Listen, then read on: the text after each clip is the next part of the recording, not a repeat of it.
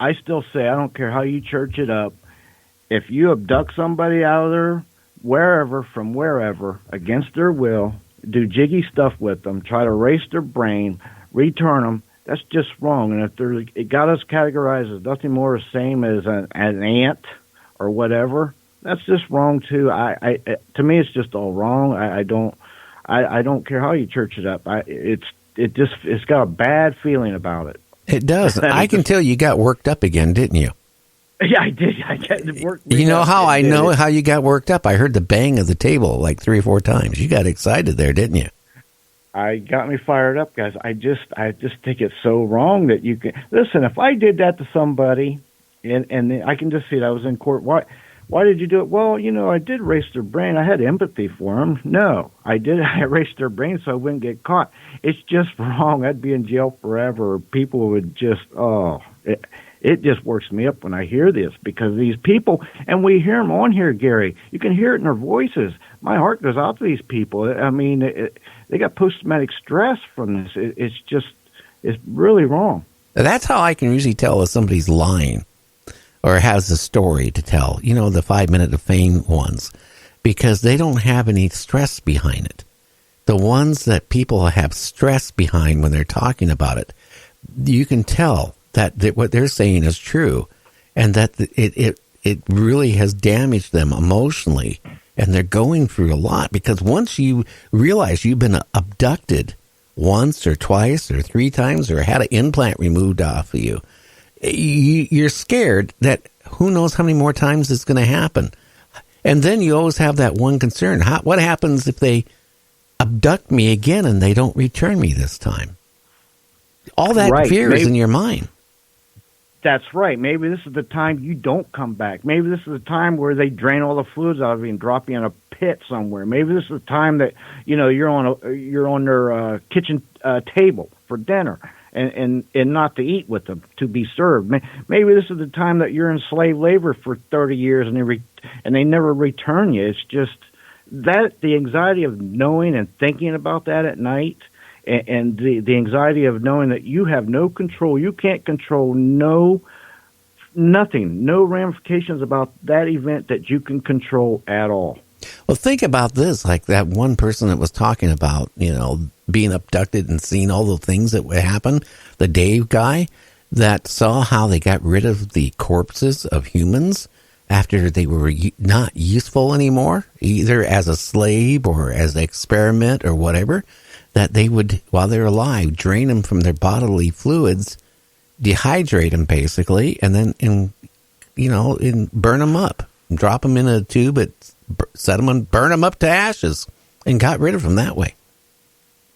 That's just looking at us nothing more than nothing.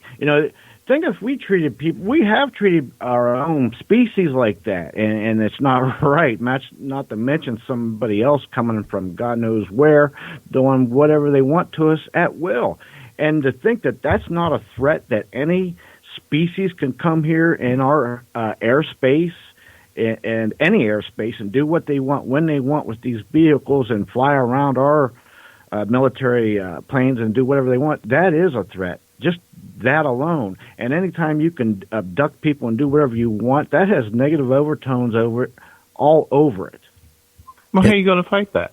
I mean, because the fact that if they are that much more technically advanced and they are viewing us from a level of intelligence as a cow compared to a human, they're not going to ask a cow we don't ask a cow for permission to ask them to be slaughtered or something like that.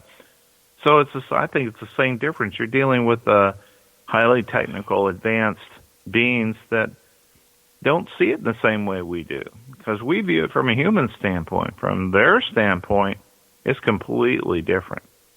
I can't talk to a cow. Yeah, well, how about these poor cows led to slaughter, okay?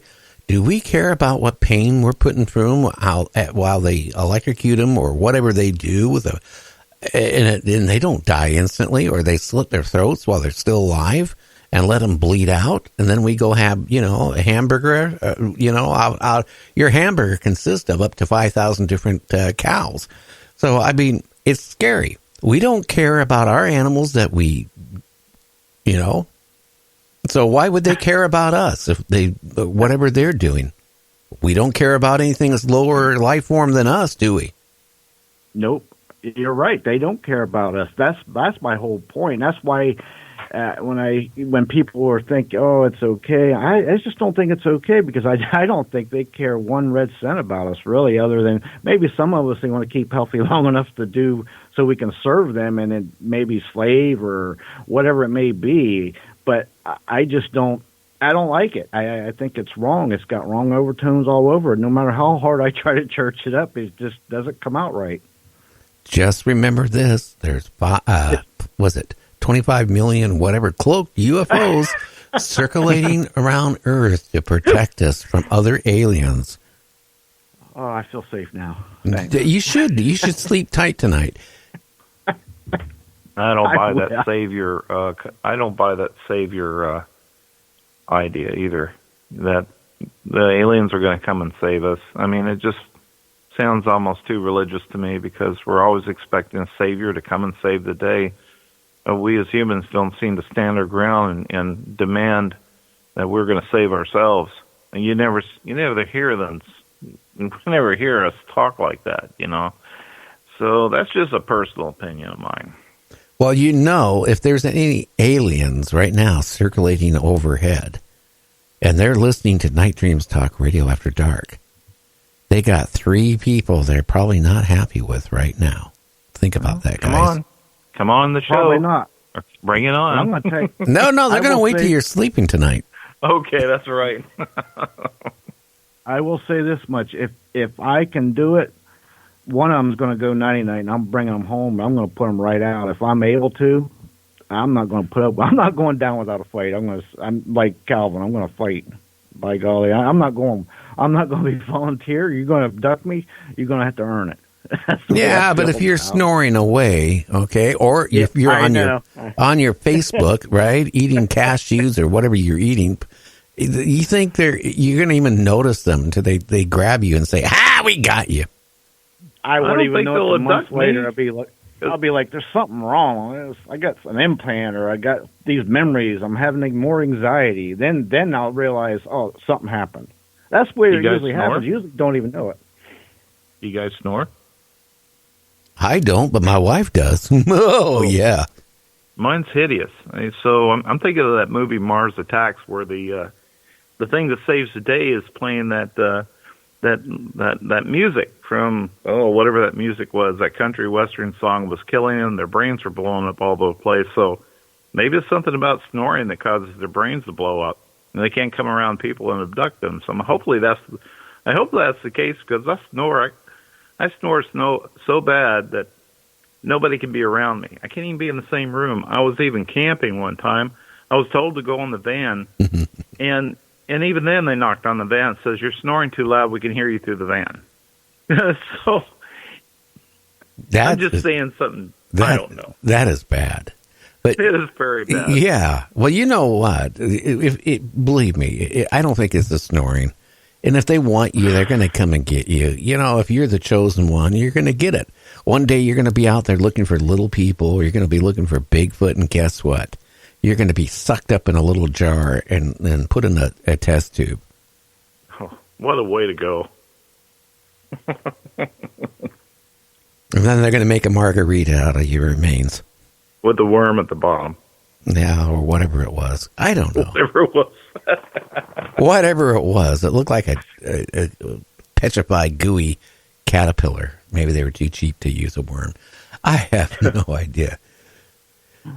But I don't know. It just alarms me, because, you know, people just take this stuff for granted. I mean, again, you know, the abductions, people are destroyed for the rest of their life. And then you get the other people that act like, oh, no, I really didn't mind being abducted. You know, it was a fun experience that I learned a lot about them, you know, that they're where the planet they come from. You know, they give off nothing but love and orbs, and they want to help all of us. And then I start going, okay, what hospital did you escape from? You know what I say? I think that's part of the brain memories they put in your brain, or brainwashing, because it just doesn't make sense. It doesn't make sense to be abducted against your will, and they're doing all kind of jiggy stuff with you, send you back, try to scrub your brain. And I've come across several people that says these things, and it just doesn't make sense. I'm wondering if they try to, well, like brainwash you or something, and it just doesn't add up. Well, when I was young, I was really particular who I donate sperm to. And I tell you this, if an alien sat there and abducted me and took my sperm against my wishes, I would be very upset. I don't blame you. Well, if I see an alien running around that kind of looks like you, Gary, I'm going to be worried. Oh, Lord. Well, but look at this. Everybody sees me and listens to me says, I can't believe you're going on 68 years old. You don't sound and look it. Well, maybe when I was abducted, they made me younger. I always said you sounded like you're not even pushing 50 yet. Well, emotionally, I'm pushing 21. How's that? Okay, there you go. Well, here's what happened with you, Gary. When they abducted you, they brought you back, but they kind of brought you back like a few years when you were younger, but your mindset's the same. So physically, you might have lost 10 years. Now, think about that little paradox. Yeah. Well, I don't know. Okay. I don't know. I at least emotionally, I don't feel my age because I'm not senile yet. I know where I put my shoes and socks every day. Yeah, and it's not in the ice box. Well, that's a good place not to put them. And I still think you got an implant too, because you setting off all those things. And my God, how many times have you had to go in a room and you hear that snap of that glove? That's got to get old, man. Real quick. Jeez. No, actually, it's a fear of God. Do you imagine to be taken in a special room, and they tell you to lean over something? Oh, Lord. And you see him pulling out the blue glove and putting it on. I tell you, emotionally, that is so stressful. Yeah. My God. That in itself is anxiety leading up to it.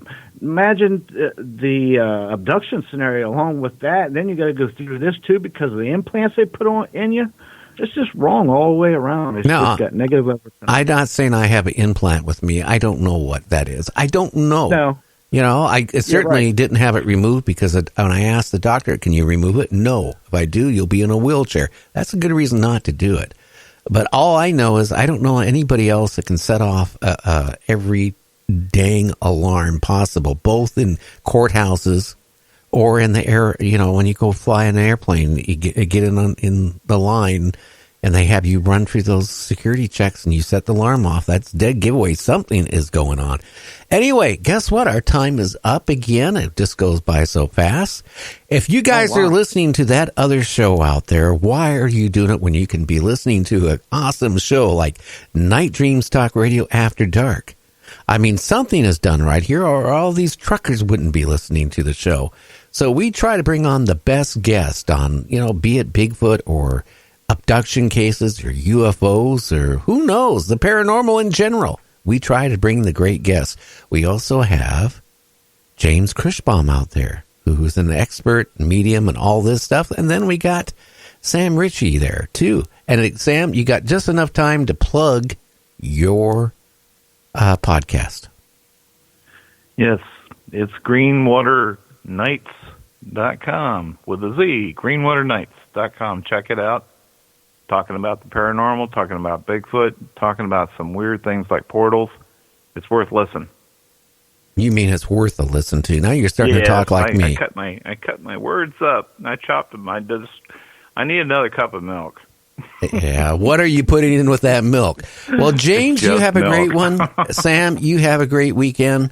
I'm going to be playing with some new toys tomorrow in the studio. I just love getting new toys. Hey, till Monday.